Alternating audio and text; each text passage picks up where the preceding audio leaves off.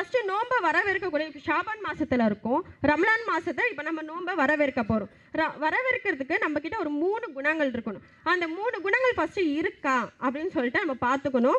அப்படி இல்லைன்னா அந்த 3 குணங்களை நம்ம வாழ்க்கையில் செயல்படுத்தி இன்ஷா அல்லாஹ் நோன்பை வரவேற்கக்கூடிய மக்களாக இன்ஷா அல்லாஹ் இருப்போம். இப்போ ஃபஸ்ட்டு குணம் என்ன அப்படின்னா இக்லாஸ், உள்ள தூய்மை. உள்ள தூய்மை யார்கிட்டனா இருக்கா? இப்போ நம்ம ஒரு தொழுகிறோம் அப்படின்னா, யா அல்லாஹ் ஈமானோடு நோன்பை நோக்கக்கூடிய நன்மை எனக்கு கொடு. யா அல்லாஹ் ஈமானோடு நன்மையை எதிர்பார்த்து நோக்கக்கூடிய பாக்கியம் யாருக்குன்னா இருக்கா? இக்லாஸும் நம்ம உள்ள தூய்மையாக இருக்குப்பா, நோன்பை நம்ம வந்து வரவேற்கலாம் அப்படின்னு சொல்லிட்டு நோன்பை வரவேற்போமா? நன்மையை எதிர்பார்த்து நோன்பு வைக்கிறோமா யாருன்னா? நம்ம நோம்புடைய நியத்து எப்படி வைக்கணும் அப்படின்னா, யா அல்லாஹ் இந்த நோன்பு வைக்கிறேன், அதன் மூலமா நரகத்தில் நுழையக்கூடாது, அதன் மூலமா நன்மையை எதிர்பார்த்து நான் நோன்பு நோக்கிறேன் அப்படின்னு சொல்லிட்டு நம்ம என்ன பண்ணணும்? நியத்தை உள்ளே வைக்கணும். நம்ம நோன்பு நியத்து வைக்கிறோமா? இல்லை. உள்ள தூய்மையோட ஃபஸ்ட்டு தன்மையே என்ன அப்படின்னா இக்லாஸு, உள்ள தூய்மை. தூய்மையோடு நம்ம நோன்பை வரவேற்கக்கூடிய பிள்ளைகளாக இன்ஷா அல்லாஹ் இருப்போம். ரெண்டாவது என்ன அப்படின்னா துவா, பிரார்த்தனை. நம்ம தொழுதோன்னே என்ன பண்ணுவோம்? அஸ்ஸலாமு அலைக்கும் சொல்லிட்டு எழுந்துருவோம். ஏன்னா தொழுகே நம்ம ஒரு 2 மினிட்ஸ் தான் தொழுவோம், ஃபர்லு மட்டும் தான் தொழுகிறோம், தவிர முன் சுனத்து பின் சுனத்து நஃபீல் எதுவுமே தொழுகிறது இல்லை. என்ன பண்ணுறோம்? ஃபர்லை மட்டும் ஒரு 2 மினிட்ஸில் தொழுதுட்டு வந்துடுறோம். அது அல்லாவுக்காக தொழுகிறது இல்லை. துவா எங்கே கேட்குறோம்? துவா நம்ம யாருக்காக கேட்கணும்? ஃபஸ்ட்டு நம்மளுக்காக நம்ம கேட்குறோமா? நம்ம எவ்வளோ பாவங்கள் செஞ்சுருக்கோம், பாவங்களுக்காக நம்ம அல்லாஹ்கிட்ட துவா கேட்டிருக்கோமா? சொல்லுங்கள். பெட்ரோலுக்காக துவா கேட்குறோமா? இல்லை. யா அல்லாஹ் எனக்கு வந்து வறுமையை கொடுத்துட்டியா, இந்த வறுமையை எனக்கு போக்கி விடு அப்படின்னு சொல்லிட்டு அதுக்காக மட்டும் தான் கேட்குறோமே தவிர, ஒரு சந்தோஷம் வந்துச்சுன்னா அதுக்கும் அல்லாஹ்வுக்கு நன்றி செலுத்துவதற்காக நம்ம துவா கேட்குறதே இல்லை. யா அல்லாஹ் நம்ம என்ன பண்ணோம்? நோன்பு வரப்போதுனா யா அல்லாஹ் ஆரோக்கியத்தோட நோன்பு நோக்கக்கூடிய பாக்கியத்தை எனக்கு கொடு யா அல்லாஹ்னு இந்த ஷாபான் மாதத்தில் யாருன்னா நோம்பில் கேட்டிருக்குமா? ஒவ்வொரு வக்தில் யாருன்னா கேட்டிருக்குமா? யா அல்லாஹ் நோன்பு வரப்போகுது, அந்த நோன்பை நான் ஆரோக்கியத்தோடு வைக்கணும், இல்லை நன்மையை எதிர்பார்த்து நான் நோன்பு நிற்கணும். நோன்பு நோர்த்தோம் அப்படின்னா அல்லாஹ் தாலாவுடைய பொருத்தத்தை பெற்றுக்கொள்வோம். எவ்வளோ பெரிய பாக்கியம்! நம்ம ஷாபான் மாதத்துலேயே நம்ம என்ன பண்ணணும்? அல்லாஹ் கிட்ட துவா கேட்க ஆரம்பிச்சிடணும். ஆனால் நம்ம துவா கேட்க மாட்டோம். என்ன பண்ணுவோம்? ஏன்னா தொழுகிறது இல்லை, சீரியல்ல பாதி டைம் போயிடுது, இல்லை சமையல் செய்யணும். அப்படி தான் நம்ம வந்து என்ன பண்ணுறோம்? நோன்பு டைம்லேயே நோன்பு நம்ம அதிகமாக துவா கேட்க மாட்டோம். என்ன பண்ணுவோம்? பஜ்ஜி சுடணும், இஃப்தாருக்கு தான் ரெடி பண்ணுமே தவிர நம்ம என்ன பண்ணுவோம்? நோன்பு திறக்கிறதுக்காக மட்டும் ரெடி பண்ணுமே தவிர நோன்பு வச்சுருக்கோமே அப்படின்னு சொல்லிட்டு சில பேர் சீரியல் பார்ப்பாங்க. சில பேர் என்ன பண்ணுவாங்க? சீரியல் பார்ப்பாங்க. நான் இப்போவும் சொல்கிறேன், நம்ம தான் ஒரு ரோல் மாடல். நம்ம தான் யார்? ஒரு ரோல் மாடல். ஒரு குழந்தை நம்மளை பார்க்குது அப்படின்னா அது என்ன பண்ணும்? இன்றைக்கி நம்ம அம்மா பார்க்கல, ஆமாம் நம்ம அம்மாவே சீரியல் பார்க்குறாங்க, நம்மளும் சீரியல் பார்ப்போம். நம்ம அம்மாவே பாட்டு கேட்குறாங்க, நம்மளும் பாட்டு கேட்போம். இன்றைக்கி ரீல்ஸ் வச்சு ஒவ்வொரு பெற்றோர்களுமே தம் பிள்ளைகளை கெடுக்குறாங்க. ரீல்ஸ் வச்சு அதை டான்ஸ் ஆட வைக்கிறாங்க. 4 பேர் அது கொஞ்சம் பெருசாகிடுச்சுன்னா அதுவே எதிர்த்து பேசும்போது அப்போ சொல்கிறீங்க எதுக்கு எதிர்த்து பேசுகிற அப்படின்னு கேட்குறோம். அப்படி தானே? நம்ம தான் அவங்களுக்கு ஒரு முன்மாதிரியாக நம்ம இருக்கணும். 3வது என்ன அப்படின்னா ஃபஸ்ட்டு இக்லாஸு, 2வது வந்து பிரார்த்தனை துவா, 3வது என்ன அப்படின்னு பார்த்தோன்னா இது ரொம்ப கஷ்டமான ஒரு விஷயம். என்ன அப்படின்னா நம்ம யார்கிட்டனா சண்டை போட்டிருக்கோம் அப்படின்னா பேச மாட்டோம். ஏன் சண்டை போட்டிருக்க அப்படின்னா விட என் மேலே தப்பு இல்லைல்ல, நான் எதுக்கு பேசணும், நான் பேச மாட்டேன் அப்படின்னு சொல்லிட்டு பகைமையோடு இருப்போம். ஆமாம் தானே? 5 வருஷம் ஏன்ப்பா எதுக்கு பேசலை அப்படின்னா என் மேலே தப்பு இல்லை, அவங்க தான் பேசலை அதனால நான் பேசலை அப்படின்னு சொல்லிட்டு நம்ம என்ன பண்ணுவோம்? அவங்கக்கிட்ட வந்து பேசாமல் இருக்குவோம். நோன்பு வரப்போகுது அப்படின்னா இந்த ஷாபான் மாதத்துலேயே யார்கிட்டலாம் நம்ம பகைமையாக இருக்கோம் இல்லை விரோதியாக இருக்கோம் அப்படின்னா அவங்கக்கிட்ட மன்னிப்பு கேட்டு இன்ஷா அல்லாஹ் பேசிடணும். ஒரு சம்பவம் சொல்கிறேன். ரசூல் ஸல்லல்லாஹு அலைஹி வஸல்லம் அவங்கக்கிட்ட என்ன பண்ணுவாங்கன்னா ஒரு விபச்சாரி வருவாங்க. அவங்க வந்து கேட்பாங்க, யார் ரசூலல்லாஹ் நான் விபச்சாரம் செஞ்சுட்டேன் யார் ரசூலல்லாஹ், எனக்கு எதனா தண்டனை கொடுங்க யார் ரசூலல்லாஹ் அப்படின்னு கேட்கும்போது அந்த ரசூல் ஸல்லல்லாஹு அலைஹி வஸல்லம் அவங்க சொல்லுவாங்க, நீ இப்போ ப்ரெக்னெண்ட்டாக இருக்க, அதெல்லாம் நீ போயிட்டு 1 வருடம் கழித்து நீ வா அப்படின்னு சொல்லுவாங்க. அதே மாதிரி அந்த பெண்மணியும் போயிட்டு 1 வருடம் கழித்து குழந்தையோடு வருவாங்க. அப்போ ரசூல் ஸல்லல்லாஹு அலைஹி வஸல்லம் சொல்லுவாங்க, அந்த குழந்தைக்கு பாலூட்டிய தாயாக இருக்க நீ போயிட்டு 2 வருஷம் கழிச்சு வா அப்படின்னு சொல்லுவாங்க. அந்த பெண்மணியும் என்ன பண்ணுவாங்க? போயிட்டு 2 வருஷம் கழிச்சு அந்த குழந்தைய தூக்கிட்டு வருவாங்க. யார் ரசூலல்லாஹ் இந்தாங்க இந்த குழந்தைய அப்படின்னு சொல்லிட்டு கொடுப்பாங்க. ரசூல் ஸல்லல்லாஹு அலைஹி வஸல்லம் அந்த குழந்தைய வாங்கி அங்கே இருக்கிற பெண்மணிக்கிட்ட யார்கிட்ட பொறுப்பை கொடுத்துருவாங்க. அந்த குழந்தைய கொடுத்தோன்னே அந்த பெண்மணியை கபூரில் நிற்க வச்சு கல்லால் அடித்து தண்டனை கொடுப்பாங்க. அந்த பெண்மணியும் வஃபாத் ஆகிடுவாங்க. அந்த வஃபாத் ஆனதுக்கப்புறம் ரசூல் ஸல்லல்லாஹு அலைஹி வஸல்லம் அவங்களே ஜனாசா தொழுகைக்காக போவாங்க. அப்போ உடனே அபூபக்கர் சித்திக் ரலியல்லாஹு அன்ஹு சொல்லுவாங்க, யார் ரசூலல்லாம் அவங்க தான் விபஜம் சாரது பெண்ணாச்சே, அந்த பெண்ணுக்காக நீங்கள் எதுக்கு ஜனாசா தொழுகை வைக்க போகிறீங்க அப்படின்னு கேட்கும்போது ரசூல் ஸல்லல்லாஹு அலைஹி வஸல்லம் அவங்க சொல்லுவாங்க, அந்த பெண்ணோடைய தௌபாவை எடுத்துகிட்டு போய் நம்ம மதீனால இருக்க 70 பேருக்கு கொடுத்தா 70 பேருக்குமே பாவம் மன்னிக்கப்படும் அப்படின்னு சொல்கிறாங்க. சுபஹானல்லாஹ், எவ்வளோ பெரிய பாக்கியம். இன்றைக்கி நம்ம ஒருத்தர்கிட்ட பேசலை அப்படின்னா இன்ஷால்லா போய் பேசிடுங்க, சலாம் சொல்லுங்கள், அது அல்லாஹ் பார்த்துப்பான். நம்ம சலாம் சொல்ல அவங்க ரிப்ளை பண்ணுறாங்களோ இல்லையோ, ஆனால் அல்லாஹ் தாலா அதுக்கான நன்மையை நம்மளுக்கு கொடுப்பான். யார் அடுத்தவங்க இடத்துல போய் நம்ம மன்னிப்பு கேட்டோம் அப்படின்னா அல்லாஹ் தாலா நம்மளுடைய அந்தஸ்தை உயர்த்துறான். நம்மளுக்கு அது போதில்ல, இன்னைக்கு மற்றவங்க பேசுகிறாங்களோ இல்லையோ, நம்ம மேலே தப்பு இருக்கோ இல்லையோ, நம்ம என்ன பண்ணணும், அவங்ககிட்ட போய் மன்னிப்பு கேட்டு பேசிடணும் இன்ஷால்லா. இப்போ இந்த 3 குணங்கள், இது 3 குணங்கள் இருந்துச்சு அப்படின்னா நம்ம நோன்பை வரவேற்கக்கூடியவர்களாக இருக்கணும். ஃபஸ்ட்டு என்னது, இக்லாஸ். ரெண்டாவது என்னது அப்படின்னா துவா, ஒவ்வொரு வக்திலையும் துவா கேட்கக்கூடியவர்களாக இருக்கணும். மூணாவது என்ன அப்படின்னா இந்த மாதிரி பகைமையாக இருக்கவங்க, விரோதியங்களாக இருக்கவங்க கிட்ட மன்னிப்பு கேட்கணும். அதுக்கப்புறம் இப்போ நோன்பை நம்ம வரவேற்க போகிறோம். இப்போ நோம்பில் இருந்து நம்ம என்னென்ன அமல்கள் செய்யணும் அப்படின்னு பார்த்தோம்னா ஃபஸ்ட்டு என்ன அப்படின்னா குரான். இந்த நோன்பு மாதம் தான் குரான் இறங்கி உள்ளது. அந்த குரானை அதிகமாக ஓதுறோமா? குரானை அதிகமாக ஓதுறோமா? நோன்பு வரப்போகுது அப்படின்னா இந்த மாதமே நம்ம நியத்து வச்சிடணும். யாரெல்லாம் நான் 5 குரான் ஓத போகிறேன் நோம்பில், யாரெல்லாம் இல்லை 10 குரான் ஓத போகிறேன் அப்படின்னு நியத்து வைக்கிறோமா? இல்லை, வைக்கிறதே இல்லை. என்ன தெரியுமா சொல்கிறோம், குரான் ஓதுனியாப்பா அப்படின்னு கேட்கும்போது நேரம் இல்லை. என்ன சொல்கிறோம், அசால்ட்டாக நம்ம என்ன சொல்கிறோம், நேரமே இல்லை குரான் ஓதுறதுக்கு அப்படின்னு சொல்லிட்டு சொல்கிறோம். நம்ம ஒரு நியத் வச்சுக்கணும், யாரெல்லாம் நான் இந்த குரான் 5 குரான் நான் முடிப்பேன் இந்த நோன்பு மாதத்தில் அப்படின்னு சொல்லிட்டு அந்த குரான் நம்ம நியத் வச்சதை கபல் செய்யணும். அல்லாஹ் தஆலா அதுக்கான நம்மளுக்கு கூலியை கொடுப்பான் இன்ஷா அல்லாஹ். நம்ம என்ன பண்ணணும் அப்படின்னா நம்ம அந்த டைமில் குரான் ஓத மாட்டோம். ஒவ்வொரு எழுத்துக்குமே 10 நன்மை, அலிஃப் லாம் மீம் ஒவ்வொரு எழுத்துக்குமே 10 நன்மை. ஆனால் நம்ம அந்த டைமில் என்ன பண்ணுறோன்னா குரான் ஓத மாட்டோம். அதை நான் சொல்கிறேன், இஃப்தாருக்கு ரெடி பண்ணுறோமே தவிர அந்த டைமில் குரான் எடுத்து ஓதுமேனா ஓத மாட்டோம். குல்லுல் வஹத் ஒரு 3 தடவை நம்ம ஓதுனாலே. சில பேர் குரானே ஓத தெரியல அப்படின்னா இன்னைக்கு உலகத்தில் எவ்வளோ பேர் ஆஃபீலாக இருக்காங்க, ஆலிமாக இருக்காங்க, அவங்கக்கிட்ட போய் கற்றுக்கலாம். வயசாயிடுச்சு நம்ம போய் கற்றுக்கிட்டா அது என்ன சொல்கிறாங்க, அசிங்கமாயிடுவோமே, அசிங்கமாக பேசிடுவாங்கப்பா, என்ன இவ்வளோ வயசாயிடுச்சு இப்போ குரானை கற்றுக்கிட்டு வராங்களே அப்படின்னு சொல்லிட்டு கேட்பாங்க. அப்படிலாம் இல்லை, நம்ம அல்லாவுக்காக ஓதுறோம், அல்லாஹ் அதுக்கான நம்மளுக்கு ஞாபக சக்தியே கொடுப்பான். அந்த ஏஜில் ஞாபக சக்தி கொடுக்க மாட்டானா? அப்படிலாம் இல்லை. நம்ம அல்லாவுக்காக குரான் ஓத போகிறோம் அப்படின்னா அல்லாஹ் ஓதுறோம். மற்றவங்க பேசுகிறாங்க அதெல்லாம் நீங்கள் பார்க்கக்கூடாது. அல்லாஹ் இடத்துல என்னது, அந்த குரான் ஏற்றுக்கொள்ளப்படும். நம்ம இன்னைக்கு குரான் ஓதி நம்ம வஃபாத் ஆகுறோம் அப்படின்னா நம்ம கபூரில் இருந்து கேள்வி கணக்கில் இருந்து அல்லாஹ் தஆலா சொர்க்கத்தில் அனுப்புகிற வரைக்கும் அந்த குரான் வாதாடும் அல்லாஹ் கிட்ட. எவ்வளோ பெரிய பாக்கியம் இது. அப்போ அந்த குரானை ஓதுறதுக்கு எனக்கு நேரம் இல்லை அப்படின்னு சொல்கிறாங்க. ரொம்ப வருத்தமாக சொல்கிறேன், அந்த குரானை ஓதுவதற்கு உங்களுக்கு நேரம் இல்லை, அதை தொடுவதற்கு அல்லாஹ் உங்களை நாடன்னு அர்த்தம். எவ்வளோ இது வருத்தமாக இருக்குது. அப்போ அந்த குரானை எடுத்து ஓத கூட ரொம்ப கஷ்டப்படுறாங்க இப்போ இருக்கிற பெண்கள். அதை எடுத்து நம்ம பார்த்தாலே நன்மை, அதை பார்த்தாலே நன்மை. பொருளோட குரானில் எத்தனை இடத்துல அல்லாஹ் கூப்பிட்டுருக்காங்க, எத்தனை இடத்துல சொர்க்கத்தை பற்றி பேசியிருக்காங்க, எத்தனை இடத்துல நரகத்தை பற்றி பேசியிருக்காங்க.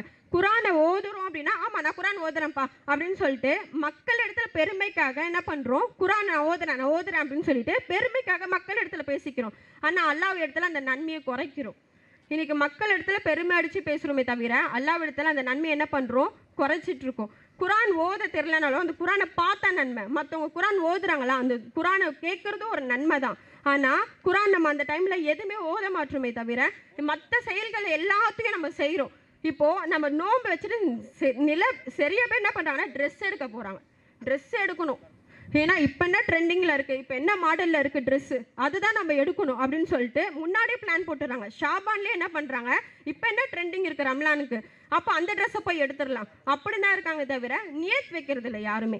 எல்லாம் இந்த நோன்பு நான் வைக்க போகிறேன், இந்த நோன்பு வச்சா எனக்கு அதுக்கான நன்மையை எனக்கு கொடு, எனக்கு அதுக்கான நன்மையை நீ கொடு, அல்லாஹ்வுடைய பொருத்தத்தை பெறக்கூடிய பாக்கியத்தை எனக்கு கொடு அப்படின்னு சொல்லிட்டு யாருமே நியத்தும் வைக்கிறது இல்லை. எத்தனை குரான் ஓத போகிறோன்னோ யாருக்குமே தெரியவே தெரியாது.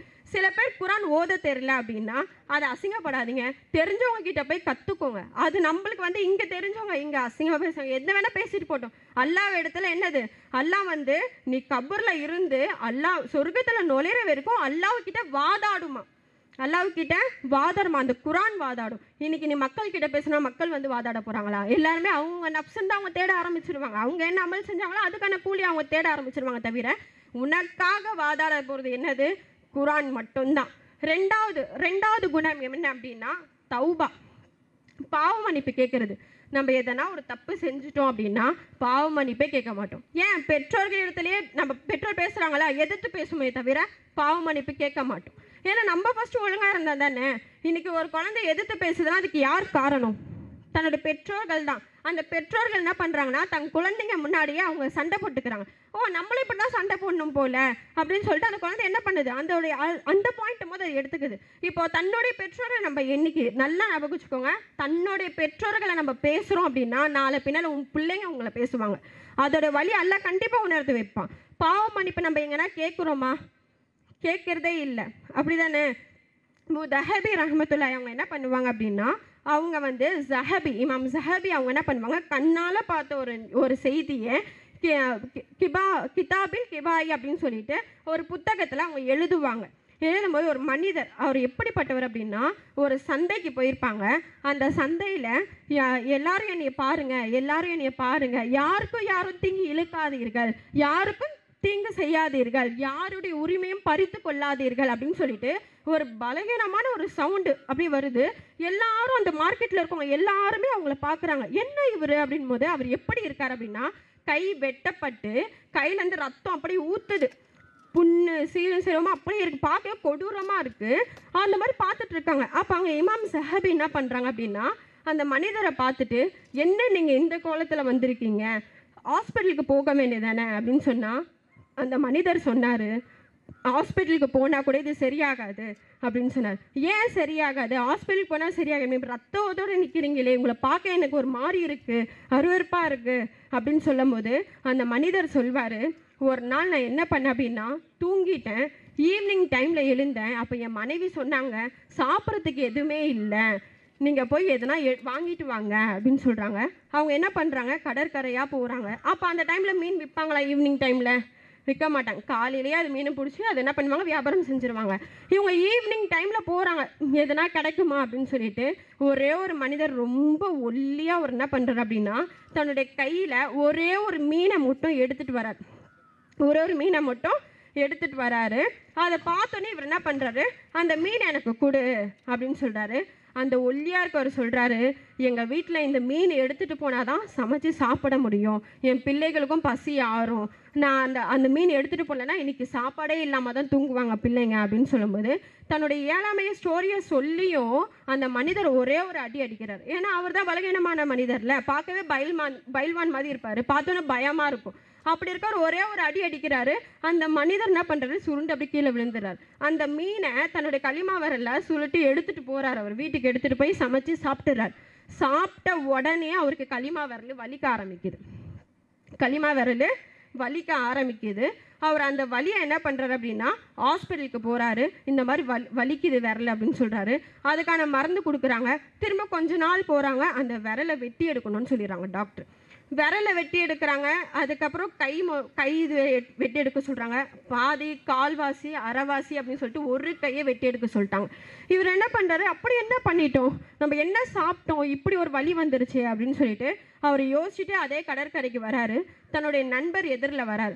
அதை பார்த்து அவர் கேட்குறாரு, என்ன ஆச்சு, நீ எப்படி இருந்த மனிதர், என்ன நீ இப்படி வர, ஒரு கை எங்கே போயிடுச்சு உனக்கு அப்படின்னு கேட்கும் போது அந்த மனிதர் சொல்கிறாரு, எனக்கு தெரியல, இந்த மாதிரி ஒரு கடற்கரையில் நான் ஒரு மீன் எடுக்கிறதுக்காக வந்தேன், ஒரு மனிதர் மீன் வச்சுருந்தாரு, அவர்கிட்ட நான் சண்டை போட்டு அந்த மீனை வாங்கி நான் சாப்பிட்டேன், அன்னிலேருந்து எனக்கு இந்த களிமா விரல் வலிக்க ஆரம்பிச்சிச்சு, இப்போ என் கையே இல்லாமல் ஆயிடுச்சு அப்படின்னு சொல்லும்போது அந்த மனிதர் சொல்வார், நீ யார் இடத்துல போய் அந்த மீன் வாங்கினியோ அவரிடத்துல போய் நீ பாவ மன்னிப்பு கேளு, அப்போ தான் உன்னுடைய வலி எல்லாமே தீரும் அப்படின்னு சொல்கிறார். இவர் எங்கே போய் கண்டுபிடிப்பார் அந்த மனிதரை அப்படின்னு சொல்லிட்டு இவர் என்ன பண்ணுறாரு, அதே சந்தைக்கு வரார். சந்தைக்கு வந்து அதனால தான் கத்துறார், யாரும் தீங்கு இழக்காதீர்கள், யாருக்குமே அனிதம் செய்யாதீர்கள் அப்படின்னு சொல்லிட்டு, அதனால தான் நான் கத்துறேன், அந்த மனிதர் எங்கே இருக்காருன்னு தெரியல அப்படின்னு சொல்லும்போது அந்த மனிதர் கரெக்டாக வராரு. அந்த மனிதர் இடத்துல போய் இவர் கேட்குறாரு, உனக்கு தெரியுதா நான் யாருன்னு அப்படின்னு கேட்குறாரு. அதுக்கு அந்த மனிதர் சொல்கிறாரு, எனக்கு தெரியலையே நீங்கள் யாருன்னு அப்படின்னு சொல்லும்போது அப்போ இவர் சொல்கிறாரு, உங்களுக்கு தெரியலையா, ஒரு நாள் நான் உங்கள் கடற்கரையில் உங்கள் மீனை நான் சண்டை போட்டு எடுத்துகிட்டு போனேனே, அது நான் தான் அப்படின்னு சொல்லும்போது, ஆமாம் ஆமாம் அது நீங்கள் தானா அப்படின்னா என்னை மன்னிச்சிருங்க அப்படின்னு சொல்லும்போது அந்த மனிதர் சொல்கிறாரு, நான் மன்னிக்கிறது இல்லை, அந்த அல்லாஹ் உங்களை மன்னிக்கணும். ஏன்னா நான் அல்லாஹ்விடத்தில் ஒன்றே ஒன்று தான் கேட்டேன், அவருடைய பலகீனத்தை என்கிட்ட காட்டினார். யா அல்லாஹ் உன்னுடைய பலகீனத்தை அந்த மனிதருக்கு நீ காட்டணும் அப்படின்னு தான் நான் கேட்டேன். அல்லாஹ் தஆலா அதனால என்ன பண்ணான், உன்னுடைய பலகீனத்தை அவனுடைய பலகீனத்தை உனக்கு காட்டிட்டான், இனிமேல் அவன் தான் உன்னைய மன்னிக்கணும் அப்படின்னு சொல்லிட்டு சொல்கிறாங்க.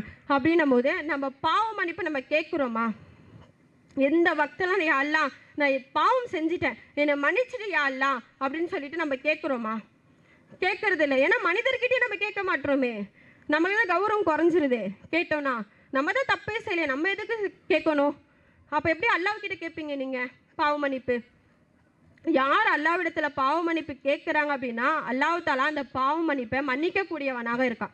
இந்த துனியாவிலே நீங்கள் செய்கிறீங்க பாவங்கள் அப்படின்னா அல்லாஹ்விடத்தில் கேளுங்க, யா அல்லாஹ் நான் அறிந்தும் அறியாமலும் தெரிந்தும் தெரியாமலும் புரிந்தும் புரியாமலும் செய்த சிறிய பெரிய தவளைய பாவங்களையும் மன்னித்து விடியா அல்லாஹ் அப்படின்னு சொல்லிட்டு நம்ம நம்ம துவா கேட்குறோமா? கேட்குறதே இல்லை. ஒரு நாள் என்ன பண்ணுறாங்கன்னா மூசா அலைஹிஸ்ஸலாம் அவங்க தான் கடலை பிளந்து போனவங்க, கரெக்டா? மூசா அலைஹிஸ்ஸலாம் என்ன பண்ணுறாங்க அப்படின்னா கடலை பிளந்து போகிறாங்க.